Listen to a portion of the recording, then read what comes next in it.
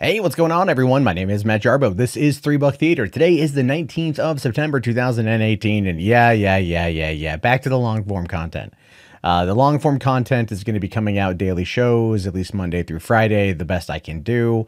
I'm hoping to do Monday through Friday. It could change on some days because there's just not a lot going on. Even today, it felt like I had to kind of scrape together some information until the very last minute when I'm like, oh, I've got a whole show's worth of content here to cover. That being said, a lot of the other functions of the channel are going to be reviews, a lot of Netflix content, whatever's going to be coming down the pipeline for the fall season.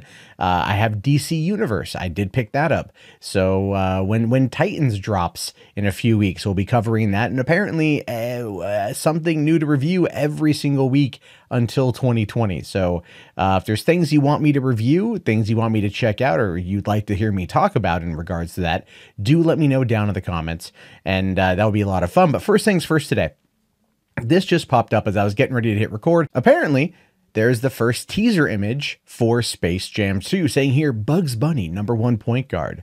Number 23, LeBron James. T. Nance is going to be the director, and R. Coogler is the producer. Now, if you don't know who that is, that, of course, is Ryan Coogler, the director of Black Panther. And so bringing him on, that's kind of the announcement, is that they got Ryan Coogler to come on as an exec producer for the film. And it's going to start shooting sometime in the off season. So I think that whatever the off season is after this next year. So what, we're talking May, June-ish? Is when it's gonna shoot. I don't know about you guys. I don't care one damn bit about Space Jam 2. I don't care. I mean, if it was like Michael Jordan and Bill Murray back, I think I'd care more. LeBron, not a bad dude at all. I don't think LeBron's a bad guy at all. I don't care. You know, no, LeBron's not. Like, he's not the larger-than-life character I think that would work for this. I don't even know if there is... I mean, I don't know. I watched a lot of basketball when I was a kid, so maybe at that point, because Michael Jordan was, you know, he was baseball, he was basketball, he was you know, he had his Air Jordans, he modeled for Hanes. He was everywhere, a media magnet, a huge dynamite, larger-than-life character, and it just kind of seemed for this to be a good vehicle for him. I don't quite know how I feel about this, to be honest with you. But as long as Marvin the Martian shows up, I'll be happy. So, and as long as the humor, as long as the humor that was really prevalent in the first Space Jam is there, I'll be very happy with that too. There are some good jokes. So, I mean, I don't know. I have to wait and see. Warner Brothers lately, when it comes to their franchises, outside of even with Harry Potter, they've been a little bit kind of hit or miss. A little bit hit or miss outside of the horror realm, I think. And I don't know. We're going to have to wait and see on this one, absolutely. But there you go. We have the first teaser image for that thing. Now, this news broke yesterday. Avatar: The Last Airbender live-action series in the works at Netflix. And oh my God, there was a collective no from everybody. Everybody who's a fan of Avatar: The Last Airbender that was on Nickelodeon. I will fully admit, never seen the show. Saw the movie when it came out 8 years ago. Didn't hate the movie. I now am waiting for the furious comments to come from that. But as a person who never saw the show, was never into the characters, and just ended up seeing it on a whim and not hating it, you have to give me a little bit of credit there. Okay, I wasn't any bit prepped. And in that time, I still haven't gone back and watched the show. So there is that. But this new show, this new one here, again, it's Netflix. So I think that people are kind of freaking out about it a little bit too much, because it does go on to say here that Netflix is set to produce a live action series based on the Nickelodeon mid-2000s animated series Avatar: The Last Airbender, and is bringing aboard original creators Michael DiMartino and Bryan I'm going to butcher that name, as executive producers and showrunners. The new series will be made in partnership with Nickelodeon and will start production next year. And so the show itself is going to be based off of, you know, the animated series, which lasted for 3 seasons from 2005 to 2008. I don't know if it's going to touch on The Legend of Korra at all, but hold on here. M. Night Shyamalan Ding Dong is in no way connected to this. Is in no way connected. And And it's the original creators of the show that are going to be handling the live action version. So the people who birthed it, the people who molded it, the people who crafted it, the people who created it, they're the ones that are going to be involved, heavily involved, which tells me that that's a good thing. That's a good thing. I would want that to happen, right? It's kind of like the new Halloween movie, for example. Right? The new Halloween movie has got John Carpenter coming on board as an exec producer who also is doing the soundtrack. And there's a new track that just dropped today and it's awesome. And so him coming on board as the original creator of the franchise to help craft and mold this new generation of it, or this next entry into it, is fine with me, because it's the original person coming on. Now, that's maybe not always been the best thing in the world, but at the same time, I think in the case of Avatar, it's probably going to be okay. So basically, everyone I know that's freaking out about this, take a breath, take a chill, and go, it's okay. It's okay. Because it goes into production next year, which means we won't see it until 2020. And who knows, you might end up liking it, and it could breathe a whole new life into the show that you already love. Especially if the people who created it are the ones that are bringing it home. There's something there to just to consider. Not only that, but we've got this one here where apparently Loki, Scarlet Witch, and other Marvel heroes are going to be getting their own TV series on the Disney streaming service.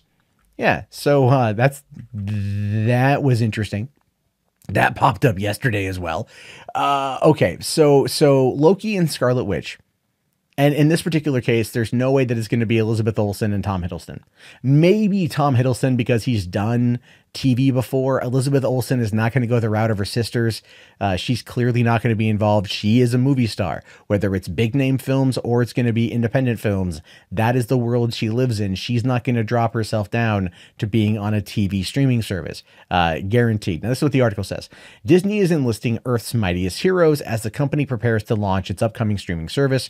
The entertainment giant is in early development on an ambitious plan for a number of limited series centered on popular characters from the Marvel Cinematic Universe. These series will likely include shows centered on Loki and the Scarlet Witch, along with other beloved superheroes who have yet to appear in their own standalone movies. So, okay. Well, guess I was wrong. It does go on to say here that there is an important distinction from other Marvel small screen efforts. However, the actors who portrayed these heroes and villains and their spin-offs, such as Tom Hiddleston and Elizabeth Olsen, are expected to play them in the streaming shows. Moreover, sources close to the production are staying mum on the cost of the programming. The budgets are expected to be hefty, rivaling those of major studio productions. Each series is expected to include 6 to 8 episodes. Marvel Studios will produce the shows, and Kevin Feige, the guru of all things MCU, is expected to take a hands-on role in their development. Okay, so right off the bat, I can admit I was wrong. I didn't think they were going to be involved. I must have misread that. I did not think they were going to be involved. So that is clearly an interesting thing. That is clearly a very, very, very interesting development. Because what does this mean?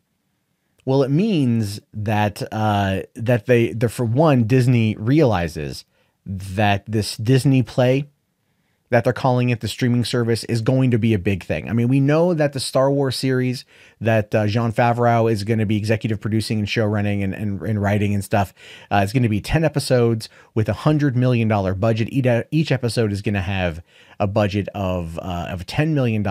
That rivals Game of Thrones, which right now on average has a budget of $6 million per episode. So if these 6 to 8 episode shows that are probably going to be about an hour long each, these limited event series or these limited series, that's going to be a pretty costly budget. But it could be that they're wanting to push this as a way to take away steam from Netflix, to take away steam from what Netflix is doing over there, because we know that Netflix is not going to stop making the shows. Jessica Jones, Daredevil, Iron Fist, Luke Cage, with the exception of maybe The Defenders, because apparently that was a limited one-time run. And they've effectively canceled it from the rumor on that, which is unfortunate because I love Defenders and I'd love to see them come back together again or have more crossovers. But I'm really wondering how it's going to play out, especially budget-wise, especially budget-wise. So we're going to have to wait and see what happens on that one. But it's going to be interesting nonetheless, because if the MCU is making their way into the small screen and they're bringing the big-name talent with them, That's cool, actually. That would then allow for a complete disassociation from the Marvel television side of things. Now, that's the other side of that, too. We know that when it comes to the cinematic universe and Marvel television, the two are kind of running parallel but not crossing over anymore. That has a lot to do with Kevin Feige versus Ike Perlmutter. I've talked about that hundreds of times. I'm sure you guys already know about that too. And if this is going to be the case, then they're going to take characters from the MCU and give them basically TV shows. Those are going to tie in heavily to events that are going to be coming down the pipeline. And I would argue that what a lot of this is going to do is kind of set the path for bringing in X-Men and Fantastic Four and all of the other characters that Marvel's going to reacquire when they end up getting that deal with Fox closes next year. I have a feeling that they're going to set those guys up for the big movies, bring them in for like a Secret Wars or whatever else they're going to do, like the event stuff, and then they're going to bring them down to the streaming service, and that's where we're going to finally see that crossover, which is unfortunate because the beloved Netflix shows are going to effectively just entirely get left to the side and be in their own self-contained world, which is unfortunate, and it's stupid, and it shouldn't happen, but it is happening, and that is just the world we live in right now. But speaking of rumors and things like that, this one popped up where apparently Star Wars Episode 9, this is a spoiler, I guess, Supreme Leader Snoke return confirmed by this Andy Serkis update. Yeah, they're effectively trying to say like, oh yeah, this is the thing with Andy Serkis. It's going to totally bring Snoke back into the fray. Back into to everything that's going on with Star Wars Episode 9, which is something I think fans wanted. They didn't want Snoke to be dead. They wanted the villain to actually be the villain. And unfortunately, again, Last Jedi really screwed a lot of things up. So it says here that the villain of Snoke was first introduced via hologram in The Force Awakens before being quickly killed off just halfway through The Last Jedi. Such a shocking twist really divided Star Wars fans, but have we really seen the last of the galactic baddie? Well, interestingly, Serkis, who plays Snoke, is suddenly not available to appear at Keystone Comic Con while Episode 9 happens to be filming. The event made the announcement via Twitter in a very similar way to how fans worked out Billy D. Williams was returning as Lando Calrissian. Keystone Comics tweeted, "We are sad to announce that Andy Serkis unfortunately needs to cancel his appearance at Keystone Comic Con due to a scheduling conflict. If you purchased a photo op or autograph with Andy, Epic Photos will be emailing you for a refund." Also, Serkis's IMDb page shows he's currently not committed to filming any projects in the near future, meaning there's space for him to shoot the Snoke scenes for Star Wars Episode 9. But how exactly he returns as Snoke could be something of a mystery. Nah, not if he's Plagueis. Let's be fair. Not if he's Plagueis. Are they going to do it? Are they going to do it? Are we going to discover that he is in fact Darth Jar Jar? I don't think so. I don't think he's going to be Plagueis. I would like that to happen because, again, I just want, I like fan service. I have nothing against fan service when it comes to this sort of thing. I think you could have fan service and still tell a compelling story, but we know that JJ needs to right the ship. We know that JJ is going to try to do as much of a course correction as humanly possible to get away from the divisive nature that really hampered The Last Jedi, even though the film apparently is is the #1 Blu-ray of the year so far, outside of Black Panther. But by the end of the year, I believe Black Panther will overtake Last Jedi. I feel that JJ is going to very much try to make sure that everything's hunky-dory. And I don't know. I don't know what's going to happen next. But speaking of things I don't know about, and I also am just kind of like, what the hell? Apparently, Grumpy Old Men is getting a remake with Eddie Murphy, because that's now where we are. Eddie Murphy has gone on from being Axel Foley and being great in all these comedies in the 80s and 90s to now remaking Grumpy Old Men. I mean, it's no Pluto Nash, and I think that's probably for the best. But this is what the article says. It says, the world needs more Eddie Murphy. That's just science. One of the film industry's most successful on-screen comedians, the legend has been testing dramatic waters in movies like Mr. Church and 1,000 Words, but hasn't made pure comedy since 2011's Tower Heist. That's about to change, though, as Murphy is now attached to a remake of a classic comedy, Grumpy Old Men. The popular vehicle for Walter Matthau and Jack Lemmon, which spawned a sequel, Grumpy Old Men cast two iconic screen stars as neighbors who hate each other, but then find themselves fighting for the affection of a beautiful new lady who moves into the neighborhood. Deadline reports that Eddie Murphy has attached his name with a remake, with Tim Story, who did Ride Along, Barbershop, and Taxi, signed on to direct and produce. While no name is being reported as the math out to Murphy's Lemon, Deadline says they're hearing that that Story wants Samuel L. Jackson to play the other part, and notes that Jackson and Story just worked together on the new Shaft movie. So that's cool. I mean, I could see that happening. I could see Eddie Murphy and Samuel L. Jackson teaming up for this comedy. It'd be like a dumb, low budget comedy, but it would also maybe be a good way to kind of edge Eddie Murphy back in. I think, but just again, as a fan, I want more Axel Foley. I want Raw. I want Delirious. I want Coming to America. I want Trading Places. I want the old Eddie Murphy, not 1,000 Words Eddie Murphy, not Mr. Church Eddie Murphy, definitely not Pluto Nash Eddie Murphy. However, ultimately still, that's not like the worst thing on the planet. It's not a good movie, but it's not the worst thing ever. I mean, it's still worse than I Spy, but even that was a funny enough film. So it's like, things like that, I think Eddie Murphy would be great in. Unfortunately, though, oh man, it's I don't know. I don't know. I don't know. They're definitely, they're fine. You want to do a remake of Grumpy Old Men in a world where we now care less about remakes to an extent than we did before, by all means do it. I guess if the film's good, it will make money. And Sam Jackson in a comedy alongside Eddie Murphy in a comedy, Sam Jackson getting the opportunity to drop motherfucker whenever he wants, and Eddie Murphy playing kind of more like the straight man, I think could maybe work out, provided the directing is good and the script is good. But at the same time, I would much rather see almost literally anything else. Can we do Shrek 5? Can that be a thing? I mean, I would take Shrek Damn 5 over this. But finally today, guys, I do want to talk about this story here. Venom director on how the character can thrive without Spider-Man. Yeah. Because we've got Venom dropping in just a couple weeks. The movie's set to pull in anywhere between $55 million and $80 million on its opening weekend. The Eminem track for it dropped with Kamikaze. I liked it, but a lot of people were just kind of scratching their heads like, what the hell is this shit? And then still the question of, where's Peter Parker? Where's Spider-Man? How are you having this origin story set in San Francisco and not in New York City, not featuring Peter Parker, not featuring this character that's so integral to the creation of Venom? And then, of course, making it PG-13. Only because they want to bring in Spider-Man down the road and they don't want to dilute it or pollute it with an R-rated cut, even though Ruben Fleischer himself has said, well, we're going to have an unrated cut that's going to be out there. Nobody wants that.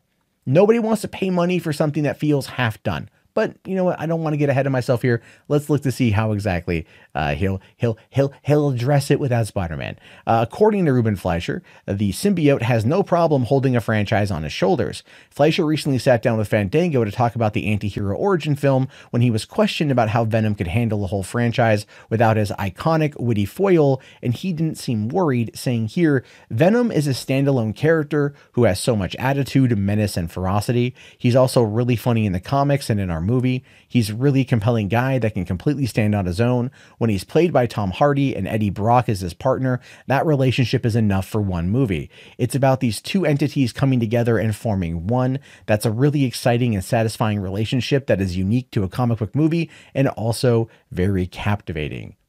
Is it very captivating here? Is it? I don't think that it is. I don't see it. I don't see it being as captivating, because when you think of Venom, you think of Spider-Man. And when you think of Spider-Man, you think of Peter Parker, and you think of all the other stories and all the other villains and the world.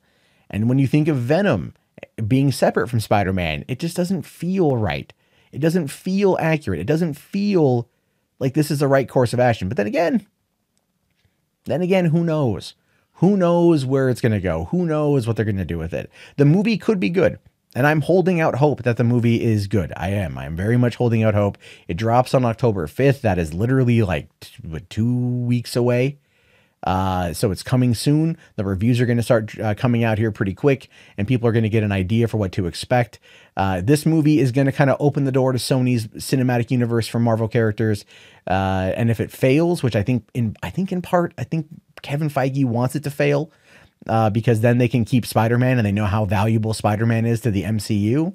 Whereas Amy Pascal wants it to succeed because then she can remove the deal or choose to not renew the deal with Marvel, and then bring Tom Holland's Spider-Man into this world and play with those characters. Which, look, here's the thing. It could work. It could entirely work. It could entirely be a thing. Anything is possible. Anything is possible. But at the end of the day, I'd rather there be I'd rather it all be under one roof. And I find it really ridiculous that that they didn't try for it, especially now with Fox and Disney deal and the other Marvel characters coming home. You would figure that they would want to all be under the same roof and play with the same toys and find a way to make it work and share in the profits. That's the whole point, sharing in the profits. Spider-Man Homecoming made no money for Marvel. None. But it made a lot of money for Sony. I don't know why they're not just repeating that deal until the goddamn cows come home. Because Kevin Feige has put together 20 films that have grossed over $18 billion worldwide in 10 years. And Amy Pascal still just wants to play by herself. And that is one of the reasons why she is the worst person to lead up this particular franchise. Hell, Avi Arad would be a better person, and we all know how bad those films turned out with him at the freaking executive producer helm. Anyway, those are my thoughts. What are yours? Let me know down in the comments. If you guys made it this far into the video, I definitely want to hear your thoughts.